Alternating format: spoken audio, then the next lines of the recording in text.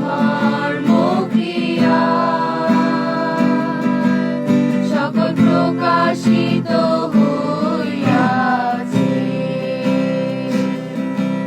কারণ তোমার ধর্ম ক্রিয়া সকল প্রকাশিত হইয়াছে। মহৎ আশ্চর্য তোমার কর্ম সকল, ন্যায্য সত্য তোমার পথ সকল। মহৎ আশ্চর্য তোমার কর্ম সকল, ন্যায্য সত্য তোমার পথ সকল। হে প্রভু ঈশ্বর সর্বশক্তিমান।